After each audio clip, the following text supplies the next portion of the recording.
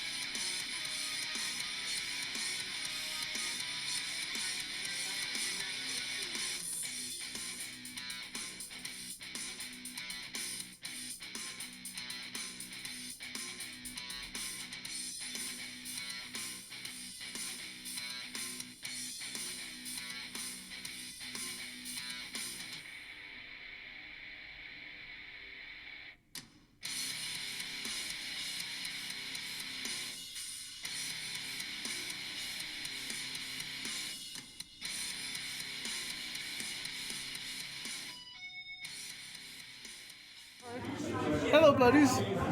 Welcome back to this shit. We have Thalo in person. Holy shit. We get to see each other in person. Look, hey everybody, he's real. I'm touching him. He's real. He wants to touch me other ways, but no, we're not doing that. Our wives are here. Yeah. Wait till they're gone. Well, over here in his gallery, well, here I am. I'm sorry, it's right behind. There you go. We're at the LMF Gallery at 55 North Baldwin Avenue in Sierra Madre, California, and this is my show, Well, Here I Am. Yeah, and, well, here he is, because it looks sick. Everything in person looks great. Yeah, I really appreciate it. Do you want to, walk through the gallery and check it out? Yeah, sure. Go ahead, you can hold on to the mic. All right, cool. So, we're starting, the show starts as a narrative. This is me as a young man growing up. If you notice, all my paintings are of me.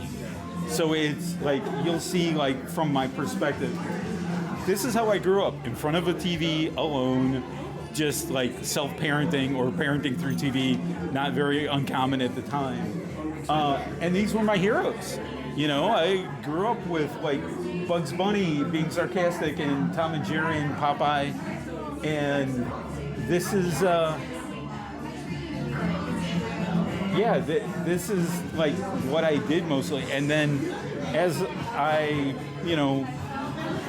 I'm stuttering for a bit. Sorry, people. I'm no. So what we're doing is, all these are part of the childhood.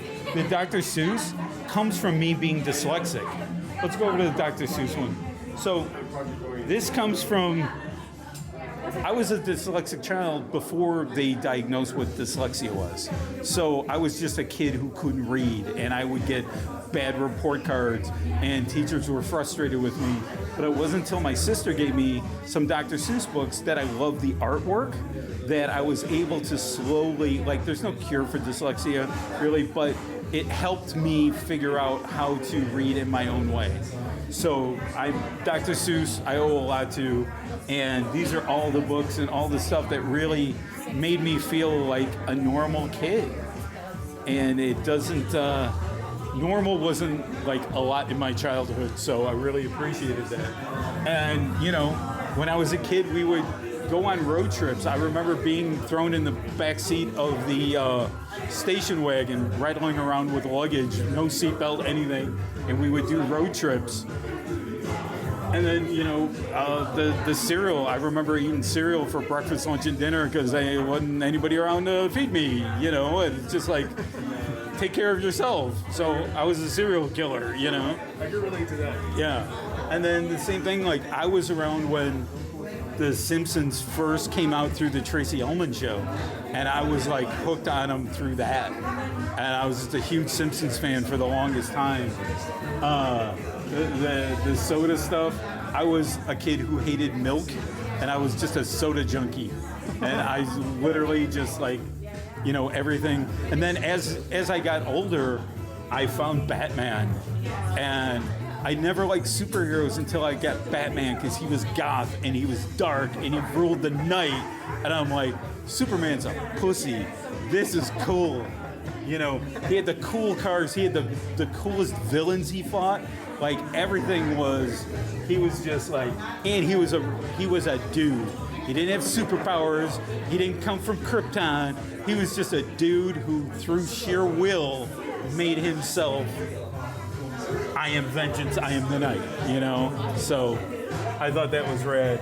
And then, you know, as I got older, becoming a monster kid, you know, knowing who Forrest Ackerman was, reading all the magazines, you know, doing makeup, doing all this stuff, growing up, being a huge fan of the original 1930s Universal monsters, you know. But I totally related to Frankenstein because I was 6 feet tall, 220 pounds in 8th grade, and I felt like Frankenstein. I was falling over my feet. I didn't grow after that. That was like I had a weird growth spurt in 8th grade. So I always related to Frankenstein. So he was always my favorite. And then as I got older, we never went to Disneyland when I was a kid. You went to relatives' house. But when I got older and I had a kid, I was like, I'm taking my daughter to Disneyland, or Disney World we went. And this was, you know, all the stuff that I never got to do as a kid. I was able to do that for my daughter. And then as we, you know, and then all the science fiction stuff. One of my favorite movies to this day is Forbidden Planet. And I will fight somebody who says that's not a good movie. And, you know, I came around and, you know, I was 10 years old when Star Wars came out. And I remember going to the movie theater, going to the first show, then when it was over, hiding in the bathroom and going again and like literally staying all day because nobody kept track of us. You know, me and my buddy Mark saw Star Wars like 5 times in one day. And then before we continue, did you mean for E.T. to be in harassed? Yes. Get it, E.T. Here's the thing. If you notice, there's a lot of subtleties throughout this that I put in for me because they're my paintings. And if you find it, you find it, and you don't. I spotted that. I was wondering for a second, like, there is. Hey, the biggest crush I had as a little boy was the girl from Forbidden Planet. I didn't know, like, people were like, oh, this girl. I'm like, no, the girl from Forbidden Planet who had a lion as a best friend. Like, that totally rad.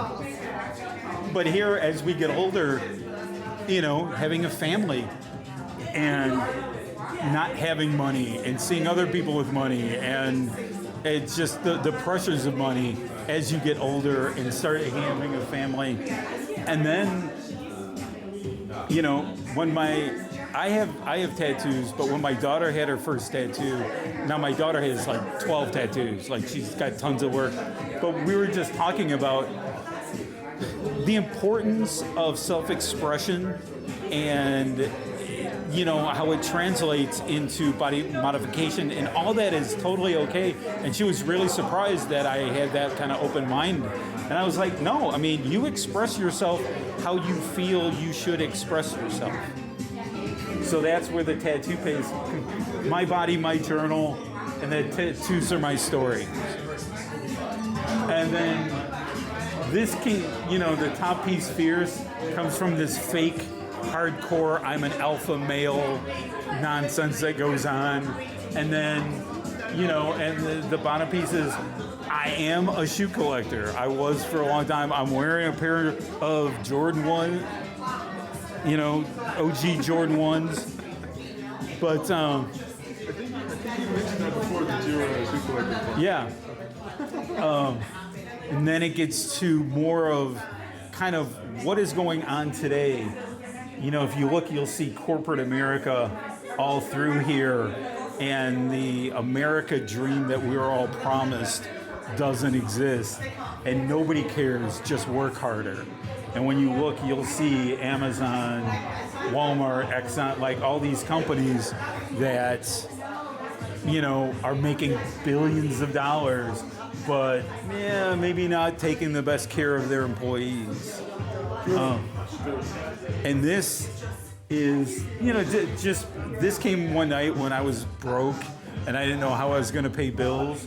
I thought that was a real 100. I was like, wait a minute. That 100 comes from a mutual friend of ours. Bruce 13 had a bunch of, he got a stack of fake hundreds. It actually, I just want everyone to know it's not a real, but it'll say like, It says play money. play money. But our mutual friend Bruce had a stack of play money, and we're all like doing art on them, and so I stuck this on here. Dude, that threw me off a lot because I was like, wait, there's no fucking way that's a real. Oh, wait a minute, it says play money. Oh, sorry, didn't touch it. Yeah, no, that's. And then, you know, I was thinking about kind of what's going on today with politics and how people are getting oppressed and people are overstating their power. And, you know, there was a quote from Edward R. Murrow. A lot of people don't remember Edward R. Murrow. He was a journalist during World War II and after. He's the one who took down McCarthy, Joe McCarthy, during McCarthyism. It was Edward R. Murrow that was the one who went after him. And it just says, we will not walk in fear of one another. And basically it's like, we are all human beings. We are all people, and we should not oppress or fear other people. So, and then as these smaller pieces come, these are all independent, but these are just short stories. Think of it as, if this is a movie, this is a movie short. This is just individual subjects that will jump in my head, and I will like just small canvases, whether it's about love or just do it, or, you know, drinking. I've been sober for 23 years. So I'm 23 years sober. So, you know, but drinking was a big part of my family. I came from alcoholic parents who were drunks. And even though I wasn't drinking that bad, I knew I had a tendency to. So I just quit. So I'm 20. This coming October will be 24 years sober. I can relate to that a lot. Recently, I had to stop drinking because I was killing my liver. Yeah, I mean it's. I never preach about it like, oh, you should do it. Everybody does whatever they feel, but for me, it was time. So. All right. So, and this is my lovely wife that I just pushed out of the way. And then this was, somebody asked me, they're like, you should paint normal stuff. And I'm like, huh? What's normal stuff? They're like, I don't know, like flowers or something. So I was like, I'm going to see how I could paint a flower, like mentally, like, I took it as a challenge. I'm like, how do I crack this code to paint flowers? So this is what I came up with. I was reading some quotes, and it's like the earth laughs in flowers. And when that clicked in my head, I was able to really generate something. And then this is a tribute piece for LA, just because I was lucky enough to have my solo show here. So I wanted to do a Los Angeles kind of tribute piece. And then we have some clothing that I did, some one-off pieces. All the pieces that I do are just super original, one of a kind. I only do it once. Some people are like, oh, you should do more. And I'm like, I don't know how to do the same thing over and over again, So, but it all came from, I wanted a hoodie to wear. And I was like, I couldn't find one that I liked. So I'm like, I'll just make it. And then I realized, I'm like, oh, I should bring it out to the show. And the same thing with the jackets. This is called Cry Love. This is more about just acrylic and then seal it afterwards. Oh, okay. And then I did some. I heard a great insult, and it was from a drag queen. And the insult was "Go kick rocks in open-toed shoes," and I just like that insult. Like, go kick rocks and open-toed. So I just like painted the purse like that. And then with the jewelry, it's just like I wanted something cool. I'm wearing a piece. And then because I just wanted to make it for myself. And when I got done, my daughter's like, Dad, that's dope. I want a piece. So I did one for her. And then a buddy of mine came over and went, oh, that's cool. Can you do one for me and my wife? And then I just started making jewelry. And it's all one-of-a-kind pieces. They're all and they're really inexpensive. They're $40 for a necklace. But it's super original. Nobody's ever gonna have anything like it. And you see these people spending hundreds, thousands of dollars to buy like this reproduced stuff. And I'm like, go to a local artist and buy some local artwork or buy some original stuff. Amazon don't need your money. They got enough money to send Katy Perry into space. They don't need your fucking money. So, that's my show. That's the overall experience. So yeah. So far, it's some sick fucking work. Dude, I really appreciate you coming out. And it was great just meeting you, in real life, Well, you're almost taller than I thought you'd be. You're a lot whiter than I thought you'd be. Well, hey, gotta change the skin soon. Oh, okay. It's gonna be brighter. Don't worry. Yeah, so... Just like your red, yeah. next one's gonna have it. That's cool. So, little backstory. We met during the pandemic online. We were in an artist group called MAC, Monstrous Art Clan. I think it's still going. It's still going, but that's I'm just telling the origin story. Yeah. That's how we met. And we would all just do slap stickers just like hang out and show each other and just be supportive. Because it was a pandemic. Nobody was getting out. Nobody was doing art. And all I was doing like Copic marker on 228s. And then, you would draw other people in our group, and we would like do lives sometimes and just kind of be supportive. So it was great to have that community during the pandemic. So that's how we met. And then you went off and like started your show and became like Mr. Popular. So quick. I became Mr. Popular because I'm a stripper. That's right.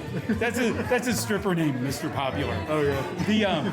So I was I was lucky enough he invited me on his show. So as an idiot, I'm like, he wears a mask, I'm gonna wear a mask. So I made a mask, and I was like, I'm gonna wear a mask. Well, I didn't know what it was like to wear a fucking mask because I had it on for like 10 minutes, and I'm like, almost died. I literally almost passed out because the mask was big, You had to take that shit off. I had to take it off. I'm like, brother, I don't know how you do it, because I was sweating, just like, I was like toweling off. I had so much sweat because number one, my mask started with just duct tape, and then I like made a duct tape mask, cut out eyes and mouth. I really didn't think about the nose part. So I'm like breathing. I didn't think it through a lot. I thought it looked dope when I got done. It looks sick. But I still have it. You still have it? I still have it. I could send it to you. You should have brought it, dude. That'd be sick. That'd be sick. I had so much stuff, dude. I had to bring all this stuff from Chicago. But yeah, so he had me on the show a second time. I wore the mask for like 30 seconds. I just came on, I had the mask. I'm like, I'm taking it off. But no, he has been a huge supporter. We've supported each other, and it just goes to show when you're artist, you need people like this where you can count on them to like your stuff, repost. So many people post stuff and don't think about other people. I try to repost other people's stuff like at least once a week. I'll go through even people I don't follow, just like, oh, this is dope, I'm gonna throw up my stories. We constantly repost each stuff. He's really great at it. I'm not as good, but he's really great about always like reposting cool art and just promoting other artists. And we really should be doing more of that as the art community. Yeah, should, but a lot of people tend not to, which is sad. It is sad, and I don't get it because it's like the rising tide lifts all boats. If I get a show, that doesn't mean you don't get one. Yeah. You know, it's like, hey, support me, and I'll support you, and that's what we've always done. Same thing with Bruce, same thing with, DZ Halasi. There's a handful of people that we're still with the group that like still constantly, to this day, like if he has something, I like it, support it. He does the same thing to me, and we just all should do that. Get your work out there because it's hard enough for artists to get. I think whoever you pray to, if it's God or whatever, but I think the being that it's like. I started at 22H just doing little slap stickers, and now I have a full-on show. And this is my second solo show of the year. So I had my first solo show in Atlanta in May. Now I have this one, and I'm like, next year I'm going to have more. And it's just everything builds on everything else. But if you're an artist, speaking to artists directly, looking at the camera, if you're just somebody doing art in your basement, in the dark, or just whenever you have time, you could keep going and you could end up here and you could go beyond here. It's just a matter of doing it. Well, is that enough babbling for me? You got a point. No bullshit. He's got a point. Just pretty much keep it up, keep going. So yeah, he's been holding on to my microphone the whole time. He thought it was a cane. I didn't know it was a microphone. I really did. I thought he just had a cool cane that he was walking around with. I had really no idea that it was the microphone. No. So yeah, I'm gonna let him get back to it. And Bruce, you should have fucking been here. I hope. Let's not be too rough. We hope you're okay. We hope you taking a shit all over the place didn't ruin your home. We just hope and pray for your toilet. All right. We'll superimpose a picture of you in between us somewhere. We'll figure it out. We'll figure it out. All right. Thanks everybody. Thanks, bro. I really appreciate you having me on. Love being here.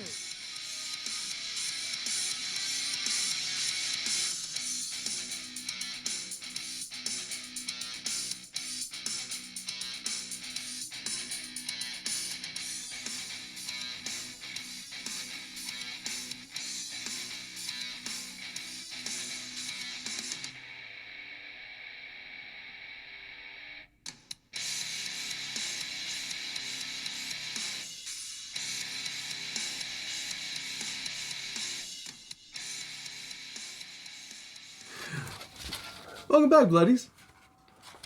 I hope you enjoyed that. It was actually cool meeting him in person, seeing his work in person. Always having to see him through a screen, looking so small. Seeing him in person, we're almost the same height. It was funny. The part where when we first started, he's just like, yeah, look, I could touch him. I was like, yeah, well, he's trying to touch me in other places and shit. Oh God! But you know what? There's parts of that where I can relate. I mean, I've brought it up before. I've said it before. I'm not ashamed of like the shit I've been through. Wear my trauma on my sleeve. I don't mind that. And for him to express everything, he's like, this was from this time. It's what inspired these pieces, these different areas of my life. It's like, yeah, I could relate to some of it. Road trips, not really. I can't relate to that. We were too broke to fucking go anywhere. But it's interesting to see how he put all this together to pretty much like lay out his life going throughout. It was interesting to see that, and he even says it. I don't think he said it while we were recording, but all those were not painted in succession. They were all done different times, and for it to be just inspired from different moments, it's sick. And then to see it all laid out like that, I don't think he had that in mind at first. I should have asked him. Maybe I will. Hey Thalo, if you see this, put it in the comment and let me know. I'll hit him up. I'll ask him about that. See if doing all that, if he like meant for it to be like, like this. And more than likely, I wouldn't be surprised if it was just like, well, he was thinking about these moments, what inspired him. It's a trip. It's a trip. It really is. It's a trip hearing him talk about it too. It was still, it was still crazy actually seeing him in person. He met Ghoulie Julie, who right now is playing Total Chaos, and she's fucking jumping like a motherfucker to that game. I love that game. I really do love that game. It's fucking sick. I do enjoy it. I really do enjoy it. That's the game I was talking about. But back to the gallery. It was nice. It was kicked back. Like I said, in the area, we did not fit in for shit. We stood out like a motherfucker. Everybody who was there was actually nice. And it was cool. They had a dark room. The gallery had a dark room. I was gonna ask, like, is that a part for the gallery? That would have been cool if, like, the dark room was, like, all neon fucking paintings and shit, like blacklight paintings. That would have been fucking sick. But no, I think that was just for photography purposes, an actual dark room.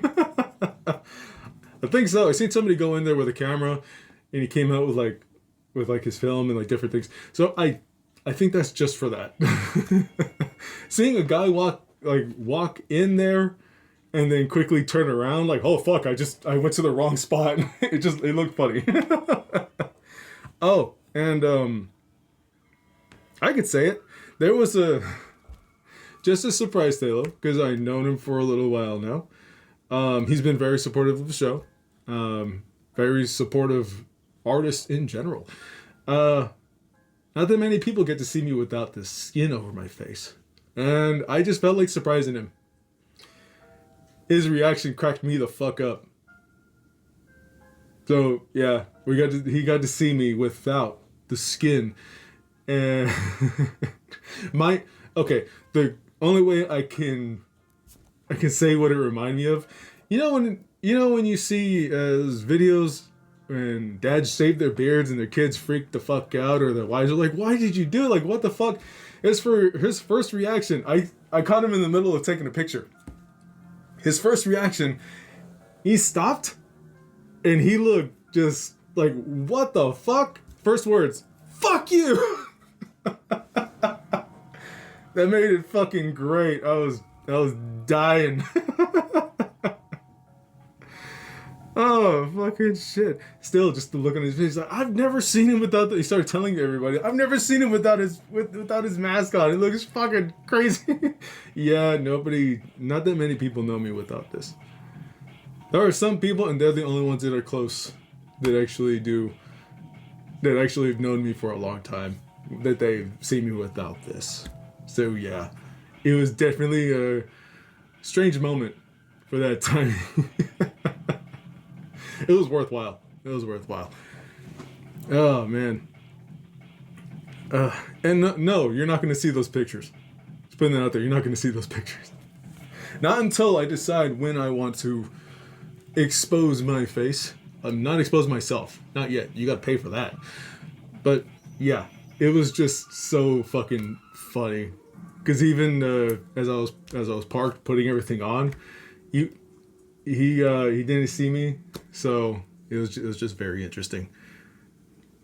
Like I said, seeing his work in person was fucking sick. His paintings are a lot bigger than I thought. Actually, I told him he's taller than I thought. I know we talked about it before. But yeah, he's taller than I thought. I'm used to like seeing either people like way the fuck bigger than me, or the complete opposite where they're shorter than me. I'm so used to that. Whenever I see somebody that's like exactly like my height, it trips me out. It's just funny. For me, it's funny because it's never like the exact same. It's always like either like lower or higher. Like it's always like that.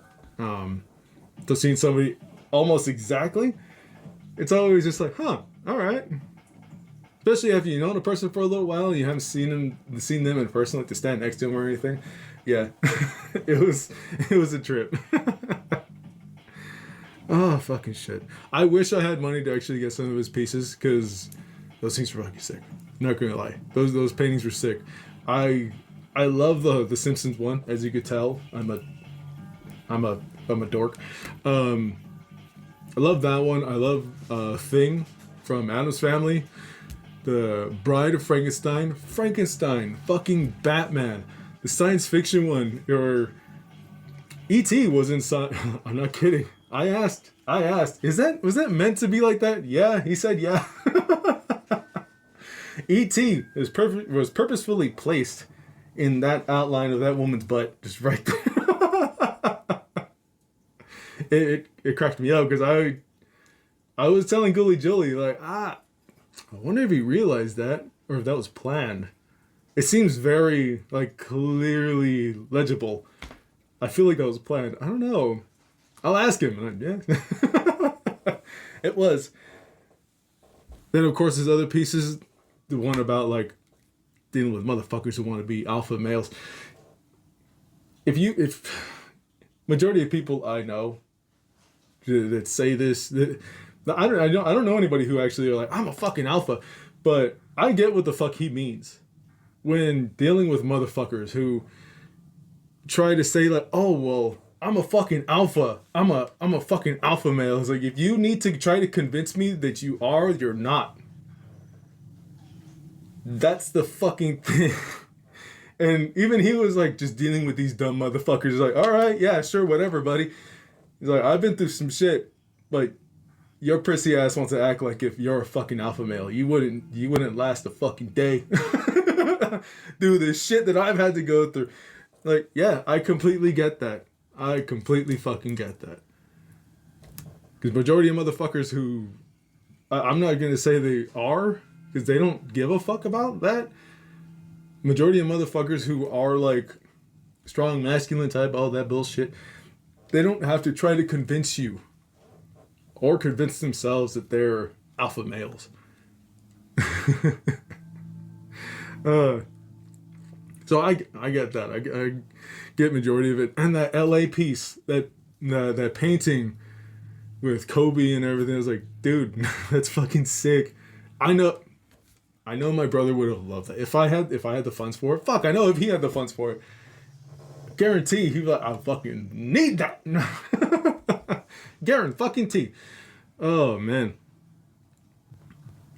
Just seeing his work, the amount of detail, everything going in, seeing it up close, every brushstroke was a trip. It was actually very interesting. I loved it. Hopefully you did as well. These, might as well show you. I already said I was going to show you these. These are already on Instagram. Posted them while I was doing all this. If you can't see that, it's Venom ripping up Spider-Man's head. Well, ripping his head in half. You'll be able to see that clearer over there on Instagram. And then Carnage with 3 victims hanging from more tendrils in the back.